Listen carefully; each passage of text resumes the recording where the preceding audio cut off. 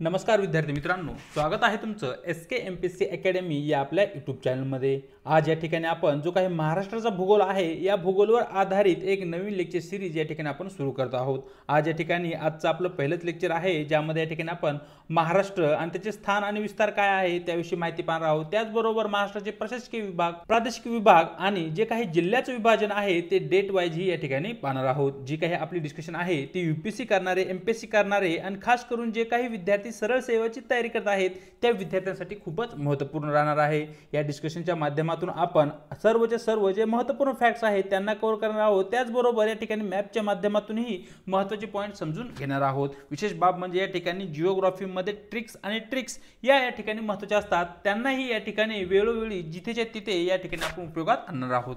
चला तर जी काही आजची आपली डिस्कशन आहे तिला या ठिकाणी आता आपण सुरुवात करूया। मित्रांनो, महाराष्ट्राचा भूगोल हा टॉपिक स्पर्धा परीक्षा दृष्टिकोनातून MPSC करणारे जे काही विद्यार्थी आहेत किंवा कंबाईनची तयारी करणारे जे काही विद्यार्थी आहेत आणि इतर परीक्षांची जी काही तयारी करणारे विद्यार्थी आहेत त्या सर्वांसाठीच खूपच महत्त्वाचा आहे। त्यामुळे महाराष्ट्र आणि त्या संदर्भात जे काही महत्त्वाचे फॅक्ट्स आहेत ते या ठिकाणी आपण पाहणार आहोत। सर्वप्रथम आपल्याला माहिती असलं पाहिजे की जो काही आपला महाराष्ट्र आहे याची स्थापना 1 मे 1960 साली झाली। यामुळेच या ठिकाणी आपण 1 मे हा महाराष्ट्र दिन म्हणून या ठिकाणी साजरा करतो। जे काही आपल्या महाराष्ट्र क्षेत्रफळ आहे ते 3,07,713 चौरस किलोमीटर आहे। हा पॉइंट या ठिकाणी आपल्यासाठी महत्त्वाचा आहे। या ठिकाणी महाराष्ट्र याचा अक्षवृत्तीय आणि रेखावृत्तीय जर विस्तार आपण पाहितला तो विस्तार या ठिकाणी आपल्यासाठी महत्त्वाचा आहे। तो विस्तार या ठिकाणी पाहूया। अक्षवृत्तीय जर विस्तार पाहितला तर 150 डिग्री 8 मिनिट उत्तर ते 220 डिग्री 1 मिनिट उत्तर अशा प्रकारचा आपल्याला अक्षवृत्तीय विस्तार महाराष्ट्राचा असलेला आपल्याला दिसतो। रेखावृत्तीय विस्तार या ठिकाणी 72 डिग्री 6 मिनिट पूर्व ते 800 डिग्री 9 मिनिट पूर्व अशा प्रकारचा असलेला आपल्याला दिसतो। महाराष्ट्राला भेटलेला जो काही एकूण समुद्र किनारा आहे त्याची लांबी 720 किलोमीटर असून महाराष्ट्राची उत्तर ते दक्षिण ही जी लांबी आहे तीही या ठिकाणी 720 किलोमीटर असलेली आपल्याला दिसते। महाराष्ट्राचा पूर्व आणि पश्चिम जो काही विस्तार आहे तो आहे 800 किलोमीटर। या ठिकाणी आपल्या महाराष्ट्र राज्याच्या शेजारी जे काही राज्य आहेत ते राज्य या ठिकाणी पाहूया।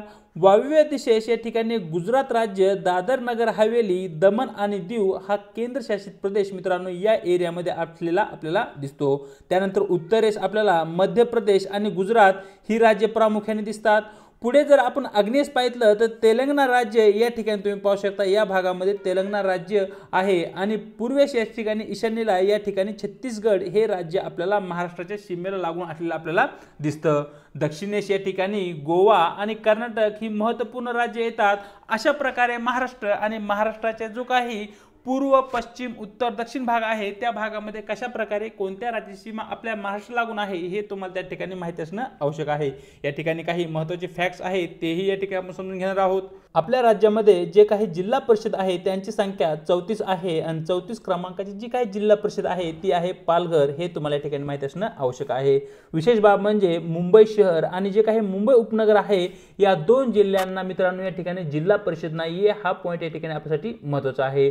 पुढे जर पाहिलं तर एकूण तालुक्याची संख्या आपल्याकडे किती आहे तर एकूण तालुक्याची संख्या ही 358 असलेली दिसते। आपल्या राज्यामध्ये महानगरपालिकाची संख्या 28 आहे, नगरपंचायती 128 आहेत, ग्रामपंचायतीची संख्या 27,832 आहे, नगर परिषदा 241 आहे आणि कटक मंडळे या ठिकाणी 7 आहेत। हे सर्वचे सर्व फॅक्ट या ठिकाणी आपल्यासाठी महत्त्वाचे आहेत जे की तुम्हाला या ठिकाणी नोट डाऊन करून घ्यायचे आहे। पुढे या ठिकाणी महाराष्ट्राचा भूगोल पाहत असताना महाराष्ट्र संदर्भात जे इतर महत्त्वाचे फॅक्ट आहेत ते जर पाहितले तर या ठिकाणी आपला जो काही भारत देश आहे आपल्या भारत देशाच्या पश्चिम भागामध्ये आपल्या महाराष्ट्र राज्याचं स्थान असलेलं आपल्याला दिसतं आणि महाराष्ट्राच्या पश्चिमेला या ठिकाणी अरबी समुद्र लागून आहे हेही तुम्हाला या ठिकाणी माहिती असणं आवश्यक आहे। जर लोकसंख्येचा विचार केला तर 2011च्या जनगणनेनुसार महाराष्ट्राची लोकसंख्या 11,23,74,333 असलेली आपल्याला दिसते आणि 2001 मध्ये ती 9,68,78,627 होती, हेही तुम्हाला त्या ठिकाणी माहिती असणं आवश्यक आहे। आपल्या महाराष्ट्र राज्याच्या लोकसंख्येचं जर भारताच्या लोकसंख्येशी जर प्रमाण पाहितलं तर 2011च्या जनगणनेनुसार एकूण भारताच्या लोकसंख्येशी जर आपण तुलना केली तर महाराष्ट्राची लोकसंख्या 9.28% होती, हे तुम्हाला या ठिकाणी माहिती असणं आवश्यक आहे। आणि पुढे जर 2021 सालची जनगणनेचा आपण विचार केला तर ती 9.42% असलेली आपल्याला दिसते। महाराष्ट्राची राजधानी म्हणून मुंबई या शहराला आपण ओळखतो आणि महाराष्ट्राची उपराजधानी म्हणून या ठिकाणी नागपूर या शहराला आपण ओळखतो। विधानसभा मतदारसंघाची जी काही एकूण संख्या आहे ती 288 असलेली दिसते। लोकसभा मतदारसंघाची संख्या 48 आहे। राज्यातील राज्यसभा मतदारसंघ या ठिकाणी 19 आहेत आणि जी काही आपल्या राज्याची विधान परिषद आहे त्या ठिकाणी मतदारांची संख्या 78 असलेली आपल्याला दिसते।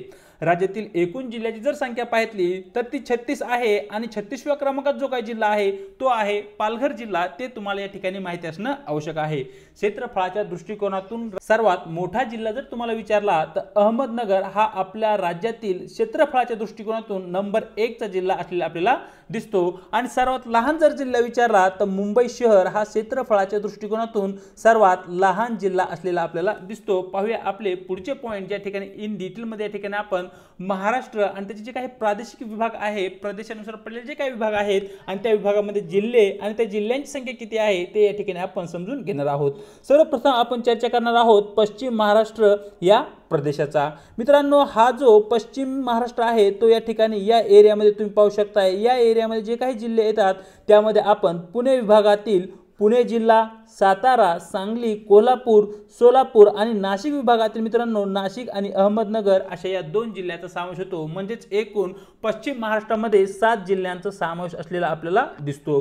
मराठवाडा किंवा ज्या ठिकाणी आपण याला गोदावरी खोरं म्हणतो त्या गोदावरी खोऱ्यामध्ये एकूण 8 जिल्हे आपल्याला पाहायला भेटतात। जे काही छत्रपती संभाजीनगर हा आपला प्रशासकीय विभाग आहे या विभागातील सर्वच्या सर्व 8 जिल्ह्यांचा या ठिकाणी समावेश होतो। ज्यामध्ये तुम्ही औरंगाबाद ज्याला की आपण सध्या छत्रपती संभाजीनगर या नावाने ओळखतो, जालना, बीड, परभणी, लातूर, नांदेड, हिंगोली या जिल्ह्यांचा या ठिकाणी समावेश होताना आपल्याला दिसतो। विदर्भ ज्याला की या ठिकाणी आपण वराड या नावानेही ओळखतो। या प्रादेशिक विभागामध्ये एकूण 11 जिल्ह्यांचा समावेश आहे ज्यामध्ये अमरावती विभागामधील सर्वच्या सर्व 5 जिल्ह्यांचा समावेश आहे आणि त्याचबरोबर या ठिकाणी नागपूर विभागातील 6 जिल्ह्यांचा या ठिकाणी समावेश होतो। पुढचा जो काही आपला प्रादेशिक विभाग आहे तो आहे खान्देश जो की या ठिकाणी तापी नदीच्या खोऱ्याच्या प्रदेशामध्ये येतो। या ठिकाणी एकूण 3 जिल्ह्यांचा समावेश होतो ज्यामध्ये नाशिक विभागातील धुळे, नंदुरबार आणि जळगाव ही 3 जिल्हे त्या ठिकाणी प्रामुख्याने येतात।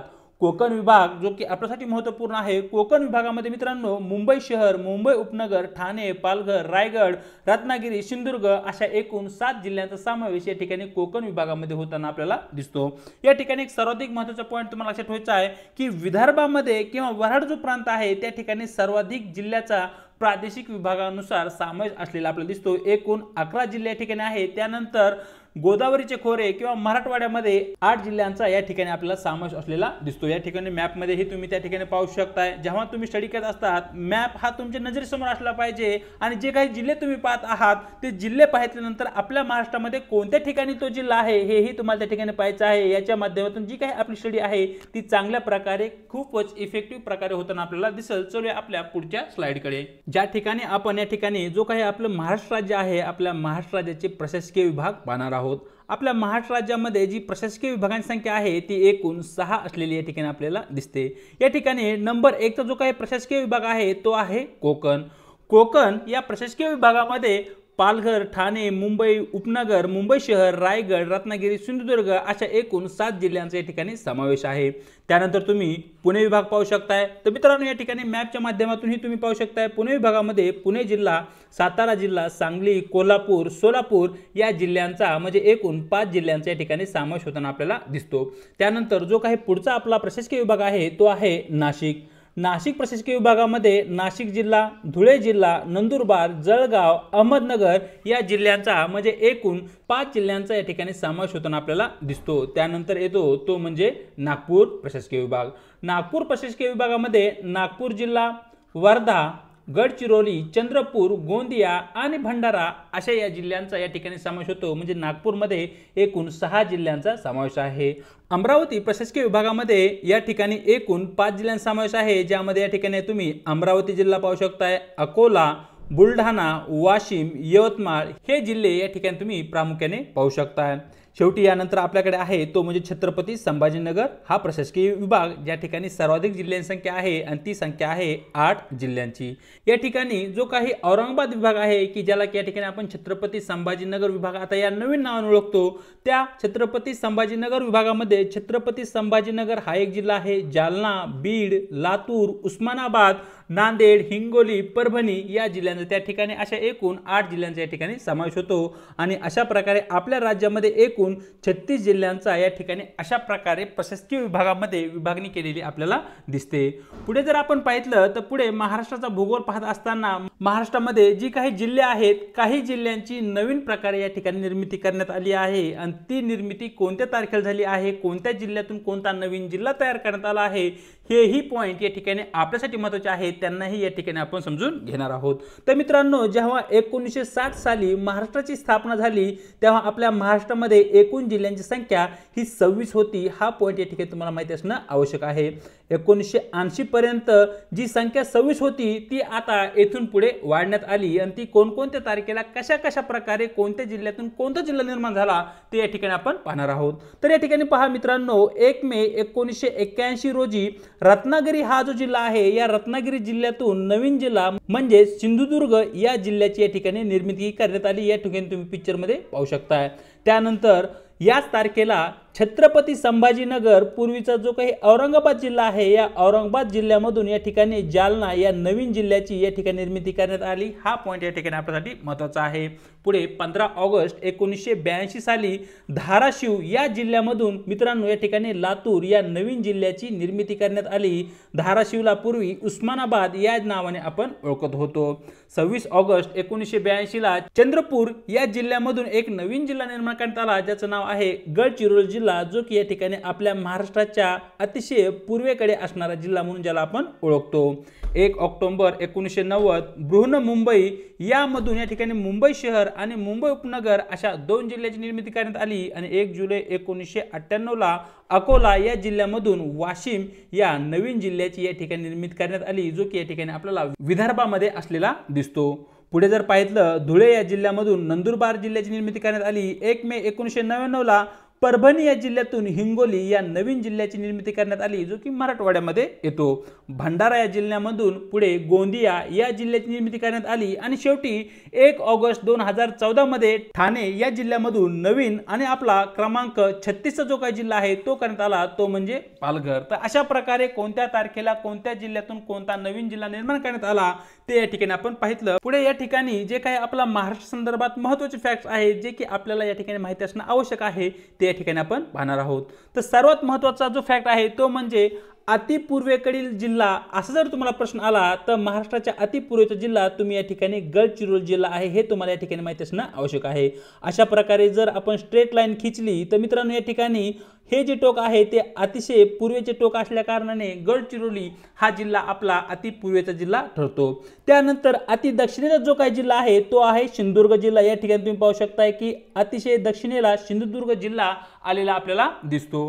पुढे या ठिकाणी अति उत्तरेचा जो काही जिल्हा आहे आणि ज्या जिल्ह्यामध्ये 100% लोकसंख्या ही आदिवासी आहे किंवा शेड्यूल ट्राइब आहे तो जिल्हा, त्याचं नाव आहे नंदुरबार जिल्हा। या ठिकाणी तुम्ही पाहू शकताय आणि पश्चिमेला या ठिकाणी आपल्याला अरबी समुद्र असलेला दिसतो। पुढे जर आपण पाहिलं तर आपल्या राज्यामधील एकूण 7 जिल्ह्याला लागून आहे, ज्यामध्ये पालघर, ठाणे, मुंबई उपनगर, मुंबई शहर, रत्नागिरी, रायगड आणि सिंधुदुर्ग या जिल्ह्यांचा समावेश आहे। आणि एकूण आपल्या महाराष्ट्राला लाभलेला जो काही समुद्र किनारा आहे किंवा एकूण या 7 जिल्ह्यांना लाभलेला जो काही समुद्र किनारा आहे त्याची लांबी 720 किलोमीटर आहे। हे तुम्हाला या ठिकाणी नोट डाऊन करून घ्यायचं आहे।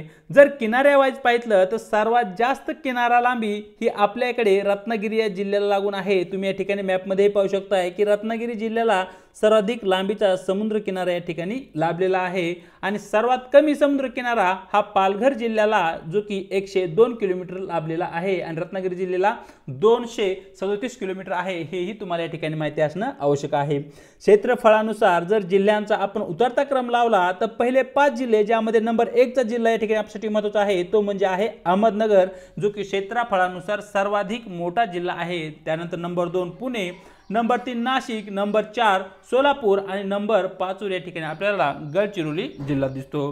क्षेत्रफळाच्या दृष्टिकोनातून जर सर्वात छोटा जिल्हा अशा प्रकारे जर आपण क्रम लावला तर मित्रांनो या ठिकाणी सर्वात छोटा जिल्हा क्षेत्रफळाच्या दृष्टिकोनातून मुंबई शहर असलेला दिसतो। त्यानंतर मुंबई उपनगर नंबर 3 वरती या ठिकाणी आपण भंडारा पाहू शकतो। 4 वरती ठाणे आणि नंबर 5 ला या ठिकाणी हिंगोला, ज्या जिल्ह्याची निर्मिती परभणी या जिल्ह्यामधून झालेली आहे, जे की या ठिकाणी आपण अगोदरच्या स्लाइडमध्ये पाहितलं आहे। तर अशा प्रकारे इन डिटेलमध्ये जे काही महत्त्वाचे फॅक्ट होते ते या ठिकाणी आपण महाराष्ट्राविषयी पाहितले। येणाऱ्या व्हिडिओमध्ये पुढच्या या ठिकाणी आपण महाराष्ट्राचे जे काही प्राकृतिक विभाग आहेत त्यांना इन डिटेलमध्ये पाहणार आहोत। म्हणजे पुढचा जो व्हिडिओ आहे तोही या ठिकाणी स्पर्धा परीक्षा दृष्टिकोनातून आपल्यासाठी महत्त्वाचा राहणार आहे। प्रत्येक व्हिडिओ हा या ठिकाणी आपल्यासाठी महत्त्वाचा असेल आणि नेमके फॅक्ट, महत्त्वाचे फॅक्ट हेच या ठिकाणी आपण या लेक्चर सिरीजच्या माध्यमातून डिस्कस करणार आहोत। तर अशा प्रकारे मित्रांनो, व्हिडिओ जर आवडला तर व्हिडिओला लाईक करा, आपल्या मित्रांसोबत शेअर करा आणि अशा प्रकारच्या नवनवीन व्हिडिओसाठी आपल्या YouTube चॅनलला अवश्य सबस्क्राइब करा। त्याचबरोबर व्हिडिओच्या डिस्क्रिप्शन बॉक्समध्ये देण्यात आलेली आपल्या टेलिग्राम चॅनलची जी काही लिंक आहे त्या ठिकाणी तुम्हाला आपले टेलिग्राम चॅनल सुद्धा जॉईन करायचे आहे, ज्याच्या माध्यमातून आपल्या प्रत्येक व्हिडिओच्या लिंक्स आणि त्याचबरोबर स्पर्धा परीक्षेसंदर्भात महत्त्वपूर्ण ज्या काही अपडेट आहेत त्या तुम्हाला त्या ठिकाणी भेटत राहतील। विशेष बाब म्हणजे जी काही आपली डिस्कशन आहे त्याचीही PDF येणाऱ्या काळामध्ये त्या ठिकाणी मी अवेलेबल करून देईल। आज इथेच थांबत आहोत, भेटूया एका नवीन व्हिडिओ सोबत।